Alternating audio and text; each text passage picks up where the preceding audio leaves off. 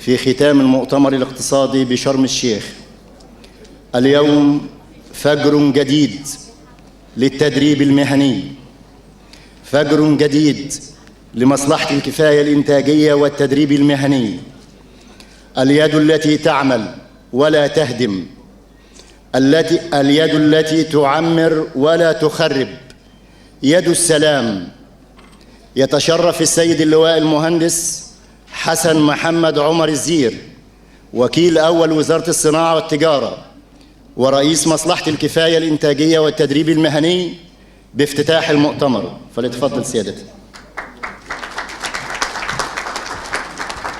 الرحمن الرحيم. ربنا افتح بيننا وبين قومنا بالحق وأنت خير الفاتحين. صدق الله العظيم. معالي وزير التعليم الفني والتدريب دكتور محمد يوسف، سيادة السفيرة تولا أوريولا سفيرة فنلندا بالقاهرة، السيد الأستاذ مندوب وزير الاتصالات، السادة رؤساء الشركات ومندوبي الشركات، السادة العاملين بمصلحة الكفاية الإنتاجية والتدريب المهني، أبناء الطلاب المشتركين من الكفاية الإنتاجية والتدريب المهني لعرض بعض الأنشطة الخاصة بمسابقة المهارات والمدربيهم، أهلا بكم في مؤتمرنا هذا ويشرفنا حضوركم. أتشرف بأنني سأعرض نبذة مختصرة عن مصلحة الكفاية الإنتاجية والتدريب المهني التي أنشئت سنة 1956.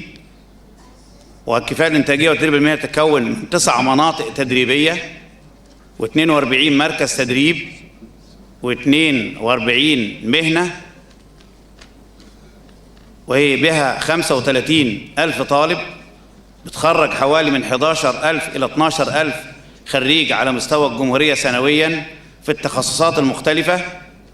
والحمد لله وبإذن الله كلهم يعملون، لأننا ياما شركات تبحث عن عمالة نسأل عن خريجينا نجدهم كلهم يعملون. أي نعم، منهم من يسافر إلى الخارج أو من يلتحق بالجامعات أو من يعمل في مهن غير المهنة التي تخرج منها، لكنهم في الآخر كلهم يعملون. ومصلحة الكفاية الإنتاجية والتدريب المهني منتشرة في 18 محافظة على مستوى الجمهورية، ويوجد بعض المشروعات التي تعمل في الكفاية الإنتاجية والتدريب المهني، منها مشروع البنك الإسلامي بقيمة 25 مليون دولار، بيعمل في مكونات مختلفة، منها تأهيل المراكز وشراء المعدات والأساس وتأهيل المدربين ورفع كفاءة المناهج. ومنها المشروع الذي بصدده هذا المؤتمر وهو مشروع التوأمة، ويتم حاليا لمدة 2 سنين، هتنتهي في 20 أبريل سنة 2015 بقيمة 1.3 مليون يورو ممولة من الاتحاد الأوروبي.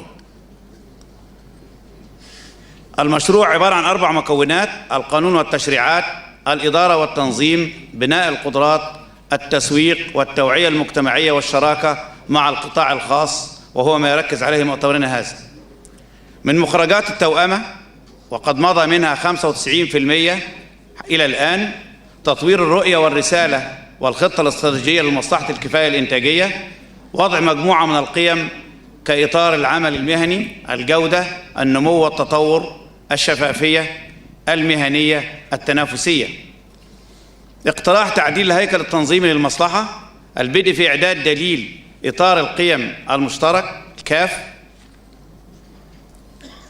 تطوير أداء التدريب من خلال التدريب الابتكاري للمدربين وفقا لمتطلبات القرن 21 وهو موضوع المؤتمر، إعداد دليل خدمة العملاء.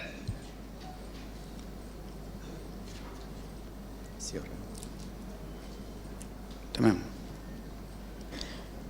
مسابقة المهارات، التخطيط لإقامة مسابقة للمهارات المهنية لأول مرة في مصر بمشاركة في مسابقة المهارات الدولية لنشر ثقافة العمل المهني في المجتمع المصري. وقد قامت المصلحة بالفعل بتنفيذ مسابقة المهارات خلال الشهر الحالي على مستوى 10 مناطق تدريبية في 5 مهن: مهنة اللحام والملابس الجاهزة وصيانة السيارات وإصلاح هياكل السيارات ومهنة الطباعة. وقد تم تحديد الفائزين في المسابقة تمهيد المشاركة في مسابقة مهارات مصر برعاية مجلس التدريب الصناعي. هذه صور مختلفة لبعض المهن وتم تصويرها أثناء مسابقة المهارات. نتمنى لكم التوفيق في مؤتمرنا هذا. أما لمصلحة الكفاية الانتاجية والتدريب المهني، فقد مول مشروع التوأمة مع مؤسسة أمنية بدولة فنلندا، وقد قدم أيضا دعم إضافي لتطبيق برنامج إدارة خدمة العملاء Customer Relation Management CRM. فيشرفنا الآن السيد السفير جيمس موران رئيس وفد الاتحاد الأوروبي بالقاهرة، فليتفضل سيادته.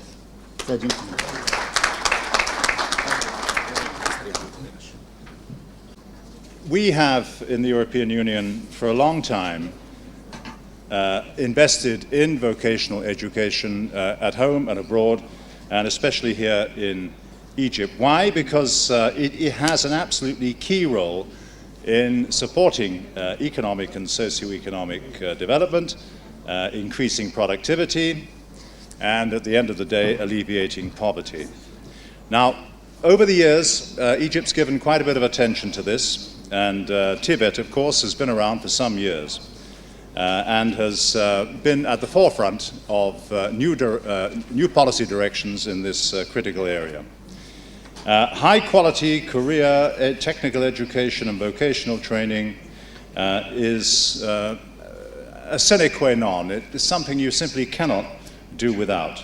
And that's why we've been helping over the last few years. One thing that's very, very important, I'm sure the Minister would agree, it's important to get back the idea that these are dignified professions, these are dignified activities. Over the years in Egypt, and also we've had a similar experience in some European countries, there has been a degradation in perception of people who do technical and vocational tasks. Well, you ignore it at your peril. All countries ignore it at their peril. You really absolutely have to put back into people's minds and mindsets the idea that this is a valuable, dignified, and at the end of the day, thoroughly worthwhile activity. It's one thing to go to university, it's one thing to get a degree and a master's or a PhD. That's okay. But it will not solve your development problems. You absolutely have to give attention to this sector. As I say, it's very good. This government has recognized finally the importance of it by giving it its own ministry. The European Union over the years here too has invested heavily in vocational training. We put 33 million euros of grant aid into Tibet 1, and in the belief, and the shared belief that much more needed to be done, we put 50 million euros just a few months ago, grant aid into Tibet 2. And I do hope, and I'm sure, that the Minister and his team will be prioritizing the startup of this program, which has been delayed. Support. The twinning program that we're addressing today between Egypt and Finland, and I'm sure the Ambassador will tell us, is one of the leading countries when it comes to vocational training around the world, has been going on for the last couple of years and comes to an end next month. And I think everybody will agree it has made a really, really good contribution to taking forward vocational training in this country, and I would like to thank all of those people, both the Finns and the Egyptians who have been involved in it. We have helped this through the twinning program under the association agreement, which I'm sure Ambassador Bayumi will tell us more about later on, and we're proud to have done so. Just a few days ago, as the Minister mentioned, we were all in, well, not all of us, most of us anyway, were in Sharm el-Sheikh for the Economic Development Conference. This was an extraordinarily important event in the development of Egypt's economy, we all know that. Europe played its full part. There was over 30 billion euros of new European investments from European companies, and there were more than 3 billion euros in new grants and loans committed by the EU, by the European Investment Bank and other European financing institutions. Many other commitments were made as well, as you know. But we were there, and we were there in force. Much of this funding, much of this financing, much of these investments will depend, actually, at the end of the day, on an efficient vocational input and vocational training. رونه في التلفزيون كثيرا وتتسمرون أمامه بالساعات السفير جمال بيوم. نحاول أن نحملها عن بلدنا إلى الذين يريدون اللحاق بقطار الزمن. ومؤتمر شرم الشيخ أثبت لنا أن القصة مش فلوس.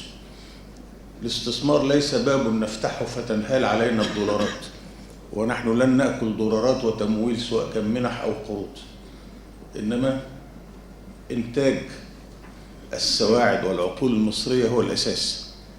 وبالصدفة إن إحنا، أو ربنا شاء هذا، إن إحنا بموقعنا بتاريخنا بوجودنا في وسط أمة عظيمة، نحن دولة خدمات، إحنا مش بتوع إنتاج سلع. نصف الاقتصاد المصري يقوم على العقول والسواعد المصرية، فكلما استثمرنا في العقول والسواعد المصرية وارتقينا بمستوى الأداء كلما زاد الناتج القومي المصري بأكثر مما لو استثمرنا على السلع اللي هي مطلوبة أيضا. ويسعدني أن تكون فنلندا تحديدا هي الدولة التي وقع عليها الاختيار لتنفيذ هذا المشروع التدريب المهني. لما؟ لفنلندا وهي دولة نسبيا صغيرة الحجم لكن ثقيلة الوزن، وأنا لي يعني الشرف أن أنا زرت فنلندا في ظروف طيبة، فوجدت أن وزيرة خارجية فنلندا صارت رئيسة الجمهورية، وذكرتها أننا تناولنا العشاء معا في الإسكندرية وذاكرتها ما شاء الله، فقالت الإسكندرية the most beautiful city in the world. قلت لها أنت أجمل رئيسة جمهورية في العالم. بنحمل مودة شديدة، وفنلندا ده مش المشروع الوحيد اللي بتساعدنا فيه فنيا. أنا طموحي أكبر من مجرد هذا المشروع ده، واخد يعني شوية شبرقة كده. إحنا بنفكر في حاجة أكبر، وحالا هنعرض على معالي الوزير وعلى السفير جيمس موران إن سقط مننا مشروع في التسعينيات، وهو تنمية الثروة البشرية المصرية. والمشروع ده كان واخد له شوية ملايين كويسة، والمقصود به الارتفاع بمستوى أداء الموظف والعامل المصري، لكن بالتحديد التعليم الفني اللي هو اتعمل له وزير مخصوص دلوقتي. التعليم الفني لأن هو ده اللي بيضيف، هو ده اللي بيعمل قيمة مضافة، مش تعليم المكاتب. وبقول الكلام ده إن كان هناك يعني شيء عظيم أعتز به في حياتي، ليس أنني سفير وعضو في السلك الدبلوماسي، وإنما أنا أباري أي نجار سباك كهربائي اللي عاوز يلزق باركيه بس يقول لي. الثقافة الدمياطية الأسيوطية اللي بتصنع بيدها سلوك من الذهب، سواء في إنتاج الأثاث، سواء في إنتاج السجاد، سواء في إنتاج الحرير في الصعيد، كل الصناعات دي لازم تطلع، وننسى المكاتب شويتين. فبالتحديد يعني ده أمل حياتي قبل يعني ما نسيب التعاون الأوروبي ياخد طريقه، وهو واخد الحقيقة لازم يشكر الاتحاد الأوروبي لتعاونه مع مصر. فهو النهارده الاتحاد الأوروبي هو أكبر شريك تجاري لمصر، أكبر استثمارات في مصر تأتي من دول الاتحاد الأوروبي.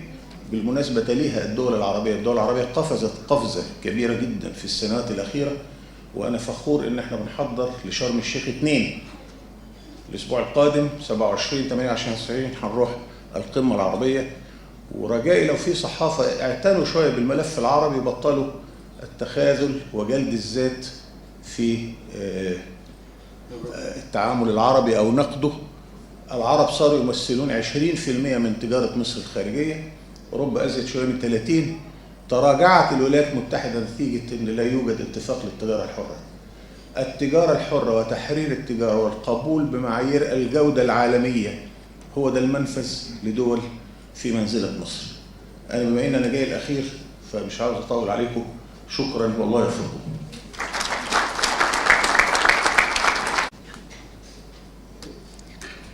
Thank you very much. I have to make sure that I do not take credit for the twinning project. Those who have been working on it are the ones who should get that credit. Your Excellency, Minister Youssef, please allow me to extend my congratulations to you once more on your important appointment. and Engineer Nazir, and rest of the panelists, including my colleague from the European Union. I'm very delighted to participate in today's conference on modern learning and innovation in education, and I want to take this opportunity to congratulate Egypt on the successful economic conference at Sharm el-Sheikh. The Egyptian economy received an important boost from the financial pledges and the business deals, but equally important was the assurance of the Egyptian government representatives about the various steps taken and planned towards sustainable and socially just economic development. We all know that Egypt and the Egyptians have been living through rather complicated times, both politically and economically. We also know that the challenges and the opportunities are very much actually the same issues, and education at all levels is an essential opportunity to ensure a sustainably successful future for Egypt. And of course, Dr. Youssef's challenge, or first challenge, is providing quickly a qualified workforce for the economy and for the economic projects that are starting. But in the longer term, there is the continuity of the educational reform, including in vocational education, that is extremely important for the sustainable development of this country. In Finland, I would like to make some let's say, general remarks about the Finnish educational system, because I do believe that it has much to offer to Egypt in this important and challenging transition phase. We already heard some praise for the Finnish system, but Finland continues to be among the best countries in the OECD's program for international student assessment, the so-called PISA. And our students perform well in scientific literacy, in literacy proficiency, and in mathematical skills. I think what's important to recognize in general about the educational system in Finland is that the gap between the strongest and the weakest students, as well as the gender gap, and the difference between schools all over Finland is actually quite minimal. And this means that there are equal opportunities for all children and all young people, regardless of who they are or where they live in Finland. And we continue to invest in education because we recognize very much that it's a success factor which has brought Finland the success that we have today, and which is taking us hopefully successfully to the future. And that is why the welfare of the Finnish society is built on education, as well as culture and knowledge. Now, relating to vocational education, one of the principal benefits for the society is that the Finnish education system does not have dead ends, meaning that people always have the opportunity to continue their studies on an upper level of education, whatever choices they make in between. We recognize the importance of lifelong learning, and in fact, as this result, the Finnish adults' literacy, numeracy, and problem-solving skills are, in a technology-driven environment, are excellent. And of course, today's environment everywhere is technology-driven, so we need that kind of skills. And in Finland, the post-compulsory level of education is divided into general education, vocational education, and training. And as we already heard, Finnish vocational education is recognized as top quality in Europe, in fact, I would even say in the world. And I think the important thing here is that it's an attractive choice for many young people. Ambassador Moran mentioned that vocational education needs to be raised to the level of being a dignified choice.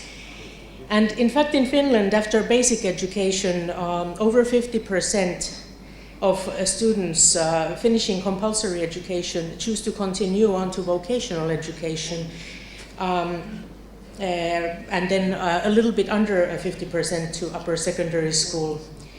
And this trend is something that has happened within the past 10 years. It has to do with active cooperation between employer and employee associations, teachers associations, the Ministry of Education, and vocational trainers. And the most important factor is the close cooperation between the working life and the various actors who provide vocational training. The reputation of our system has grown and led to international cooperation, and we're certainly very proud of our success story domestically. But we're also very proud to share our experience in countries like Egypt that are looking to overhaul their educational system, including vocational education. And I'm very glad that Finland has been able to contribute, in this case, through the twinning project on the vocational education training by Omnia. And I think that my sincere wish is that we can contribute in the future in various ways too, because I think we do have experiences to share, best practices to share, perhaps even the opposite, to tell you what not to do. Who knows? I'm not an expert on that. But I would very much like to thank for this opportunity to speak here today, and I wish the Minister and everyone working on this important subject the best of luck, both in the near future and in the years to come. Thank you.